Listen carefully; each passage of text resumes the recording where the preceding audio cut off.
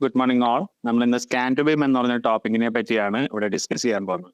Scan to BHIM എന്ന് പറഞ്ഞത് പറഞ്ഞു കഴിഞ്ഞാൽ നമ്മളിപ്പോൾ 3D മോഡലിങ്ങിന് പല സോഫ്റ്റ്വെയർസ് യൂസ് ചെയ്യാറുണ്ട്. ഓട്ടോക്യാഡിന്റെ അകത്ത് നിന്ന് നമ്മൾ റിവറ്റിലേക്ക് ഇമ്പോർട്ട് ചെയ്തിട്ട് 3D മോഡൽസ് ക്രിയേറ്റ് ചെയ്യാറുണ്ട്. 3ds Max സോഫ്റ്റ്വെയർ യൂസ് ചെയ്യാറുണ്ട്. അത് എനിക്ക് ഗൂഗിൾ സ്കെച്ചപ്പ് ഉപയോഗിച്ച് യൂസ് ചെയ്യാറുണ്ട്. നമ്മൾ 3D മോഡൽസ് ക്രിയേറ്റ് ചെയ്യാറുണ്ട്. അങ്ങനെ പല മെത്തേഡ്സ് വഴി നമ്മൾ 3D മോഡൽസ് ക്രിയേറ്റ് ചെയ്യാറുണ്ട്.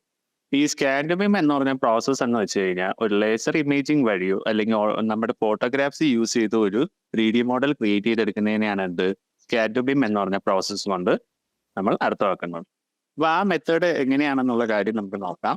ലേസർ ഇമേജിംഗ് നമ്മൾ പല മെത്തേഡ്സ് വഴി യൂസ് ചെയ്യാറുണ്ട്. ലേസർ ഇമേജിംഗ് എക്യുപ്മെന്റ്സ് വഴിയാണ് കൂടുതലും നമ്മൾ ലേസർ ഇമേജിംഗ് നടത്താറുള്ളത്. ഇന്ന് നമ്മൾ ഡിസ്കസ് ചെയ്യുന്നത് ഈ പറഞ്ഞ ഫോട്ടോഗ്രാഫ്സ് യൂസ് ചെയ്ത് എങ്ങനെയാണ് ഒരു 3D മോഡൽ ക്രിയേറ്റ് ചെയ്തെടുക്കുന്നത് എന്നുള്ളത് നമുക്ക് നോക്കാം.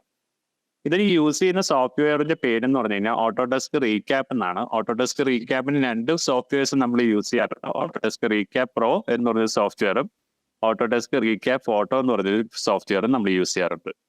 അപ്പൊ നമ്മൾ ഇന്ന് ഓട്ടോഡെസ്ക് റീക്യാപ്പ് ഫോട്ടോ എന്ന് പറഞ്ഞ സോഫ്റ്റ്വെയർ യൂസ് ചെയ്തിട്ട് എങ്ങനെ ഒരു 3D മോഡൽ ക്രിയേറ്റ് ചെയ്തെടുക്കാമെന്നതാണ്. ഇവിടെ ഇപ്പൊ ഓട്ടോഡെസ്ക് റീക്യാപ്പ് ഫോട്ടോ ഞാൻ ഓപ്പൺ ആക്കിയിട്ടുണ്ട്. ഈ സോഫ്റ്റ്വെയർ യൂസ് ചെയ്യുമ്പോൾ ഒരു കാര്യം ശ്രദ്ധിക്കേണ്ടത് എന്താണെന്ന് പറഞ്ഞു കഴിഞ്ഞാൽ നമുക്കൊരു ക്രാക്ട് വേർഷൻ വെച്ചിട്ട് ഇത് ഒരിക്കലും യൂസ് ചെയ്യാൻ പറ്റത്തില്ല. നമുക്ക് ഓതറൈസ്ഡ് ആയിട്ടുള്ള ഒരു ലൈസൻസ്ഡ് വേർഷൻ്റെ അകത്ത് മാത്രമേ ഈ 3D മോഡൽ ജനറേറ്റ് ചെയ്തെടുക്കാൻ പറ്റത്തുള്ളൂ. ഈ അതിൽ ഒബ്ജക്റ്റ് എന്ന് പറഞ്ഞ ഈ ഒരു ടാബ് ഉണ്ട്, അത് നമുക്ക് ക്ലിക്ക് ചെയ്യണം. ഇപ്പോൾ ഇവിടെ നമ്മുടെ ഫോട്ടോഗ്രാഫ് അപ്ലോഡ് ചെയ്യാനുള്ള ഒരു മെനു വരും, അവിടെ ക്ലിക്ക് ചെയ്യുക. എവിടെയാണോ നമ്മുടെ ഫോട്ടോഗ്രാഫ്സ് സേവ് ചെയ്തിട്ടേക്കുന്നത് അവിടെ പോയിട്ട് ആ ഫോട്ടോഗ്രാഫ്സ് എല്ലാം അപ്ലോഡ് ചെയ്ത് കൊടുക്കുക.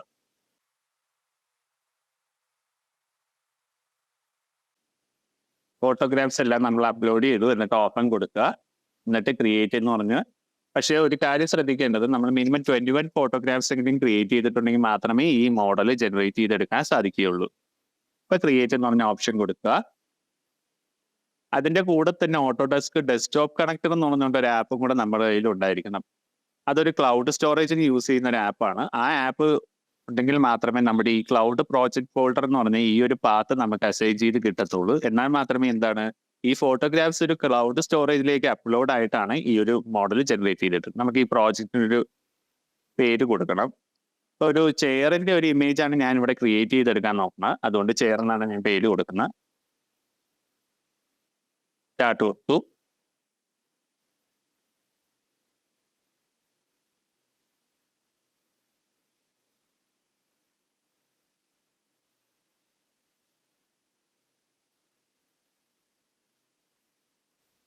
ഇവിടെ മൈ ക്ലൗഡ് പ്രോജക്റ്റ് എന്നിടത്താണ് നമ്മുടെ ഈ അപ്ലോഡിംഗ് പ്രോസസ് നടക്കുന്നത്. ഇത് കംപ്ലീറ്റ് ആയി കഴിഞ്ഞിട്ട് ജനറേറ്റ് ആയി കിട്ടത്തുള്ളൂ നമ്മുടെ മോഡൽ. നമ്മൾ മുമ്പ് ചെയ്ത് കംപ്ലീറ്റ് ആക്കിയ ഒരു ഫയലാണ്. അത് ജസ്റ്റ് നമ്മൾ ഓപ്പൺ ചെയ്ത് കാണിച്ചു തരാം.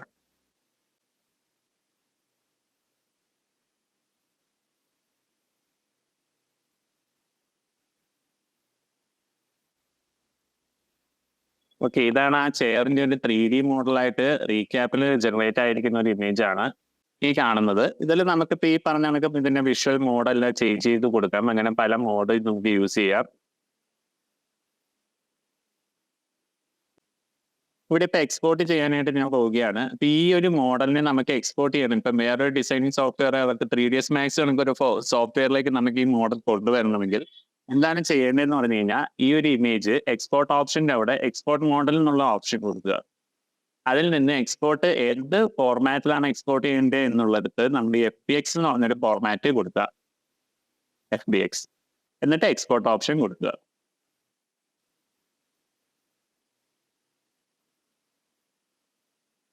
ഇതപ്പോൾ നമ്മളൊരു ലൊക്കേഷനിലേക്ക് സ്റ്റോർ ചെയ്യാണ്.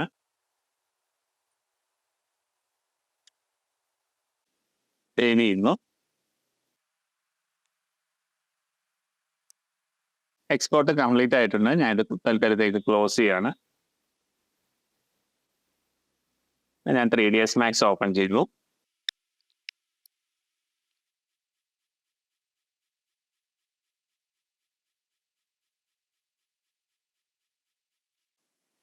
ഓക്കെ, എങ്ങനെ നമ്മൾ 3ds Max ഓപ്പൺ ചെയ്തു. ഈ പറഞ്ഞ മോഡലിന് നമുക്ക് ഇതിലേക്ക് അതെങ്കിൽ ഇമ്പോർട്ട് ചെയ്യാം.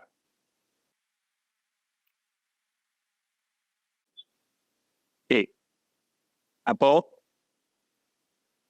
ഉണ്ട്. ഇവിടെ ശ്രദ്ധിച്ചു കഴിഞ്ഞു കഴിഞ്ഞാൽ നമ്മുടെ ആ ചെയറിന്റെ ഒരു ഇമേജിന് നമുക്കൊരു 3D മോഡലായിട്ട് തന്നെ ലഭിച്ചിട്ടുണ്ട്.